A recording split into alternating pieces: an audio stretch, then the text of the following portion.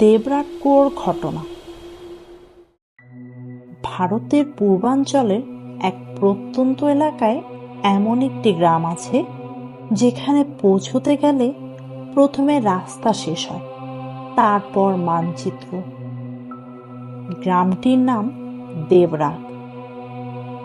এখানে mobile network দুর্বল, রাতে বিদ্যুৎ থাকে না, আর সূর্য ডোবার পর মানুষ অকারণে দরজা খুলে বাহিরে বের হয় না।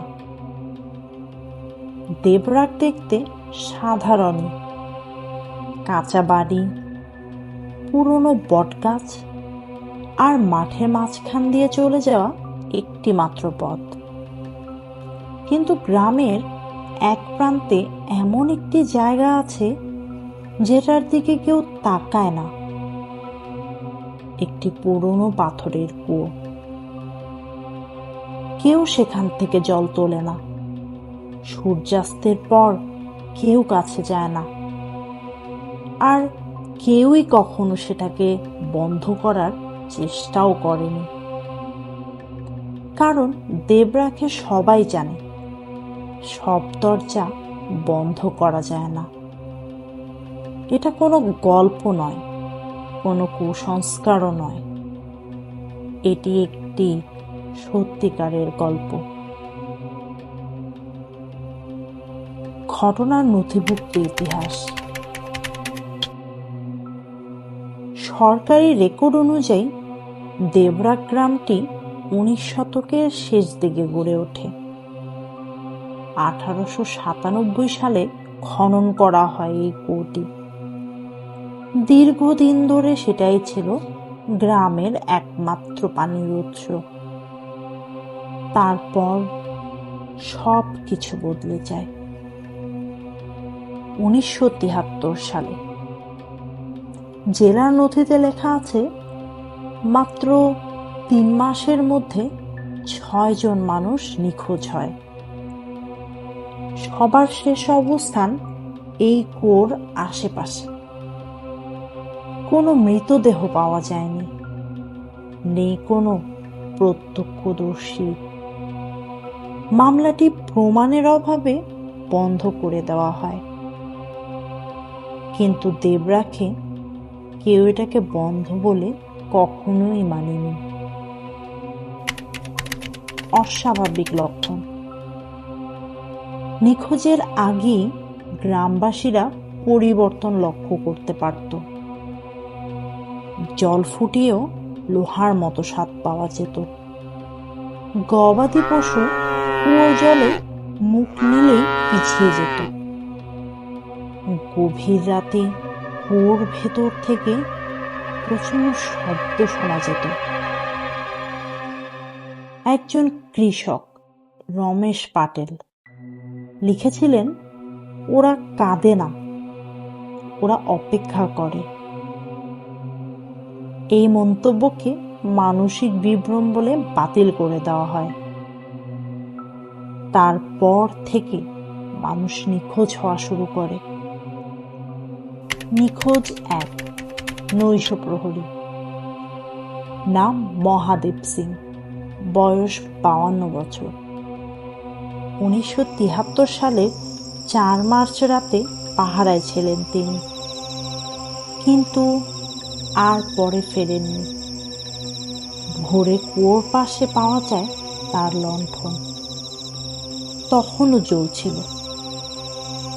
চারপাশে কোনো পায়ের ছাপ নেই, লড়াইয়ের চিহ্ন নেই, শুধু কুয়োর দড়িটি ভেজা ছিল, যেন কেউ উপরে উঠেছে অথবা নিচে নামেনি। নিখোঁজ 2 ও 3, 2 শিশু। ছাগল চড়াতে গিয়ে 2 সপ্তাহ পর 2টি শিশু নিখোঁজ হয়। ছাগলগুলো একা ফিরে আসে, সাথে আসেনি আর কেউ।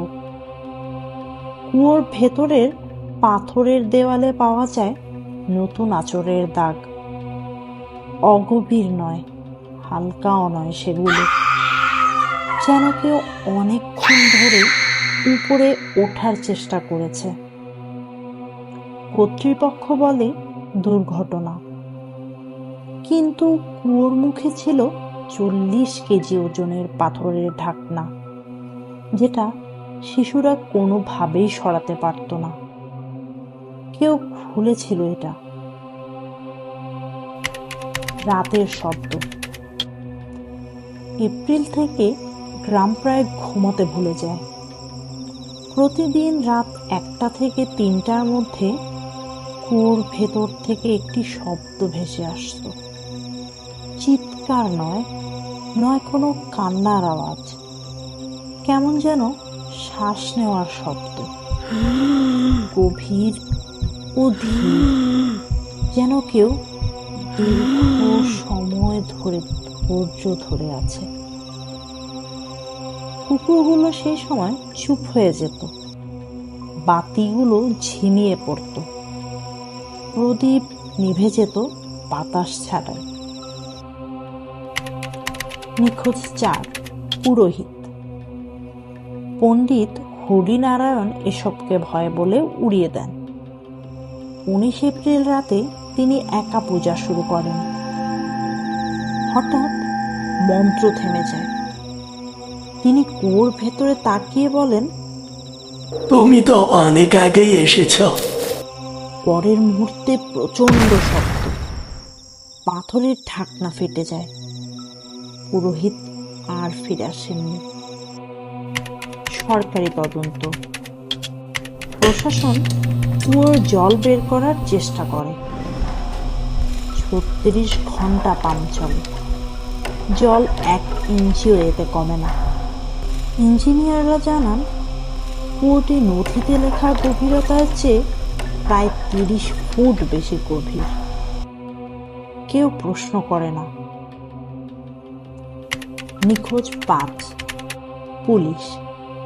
কনস্টেবল অরবিন্দ রাও রাতভর পাহারা দেন। রাত 2:17 রেডিওতে শোনা যায় নিঃশ্বাসের শব্দ, তারপর কাশি, এরপর একটি ফিসফাস। সকালে তার জুতো কুয়োর পাশে রাখা, ইউনিফর্ম ভাঁজ করা, কিন্তু মানুষটি নেই।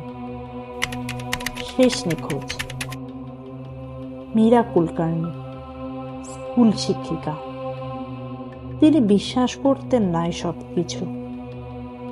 9 মে রাতে কুয়োর পাশে ক্যাসেট রেকর্ডার রাখেন। রাত 2:11 রেকর্ডিংয়ে ধরা পড়ে একটি কণ্ঠ, এতটা ঝোঁকো না, আমরা পড়ে যেতে পারি। সকালে মীরা আর ছিলেন না সেখানে। কেস বন্ধ। এলাকাটি পরিত্যক্ত ঘোষণা করা হয়।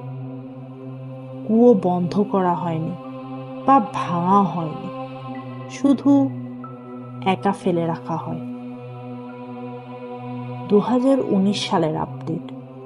থার্মাল ক্যামেরায় দেখা যায় ভেতরে তাপ চিহ্ন, মানুষের মতো, একটা নয় বরং একাধিক। নড়ছে না, সবগুলো দাঁড়িয়ে। শেষ কথা, আজও দেবরাখে কেউ রাতে জল তোলে না। শিশুদের বলা হয় ও তাকায়, তুমি তাকালে ও দেখে ফেলে। আর ও বন্ধও করা হয়নি, কারণ দেবরাকে সবাই জানে, যেটা অপেক্ষা করতে জানে তাকে কখনো আটকানো যায় না। এই ছিল আমাদের আদি আর্কাইভের আজকের নথি। ভিডিওটি পছন্দ হলে লাইক, শেয়ার, সাবস্ক্রাইব করুন এবং পরবর্তী ভিডিও নোটিফিকেশন পেতে বেল আইকনটি অবশ্যই প্রেস করুন। শীঘ্রই দেখা হচ্ছে নতুন কোনো ঘটনা নিয়ে।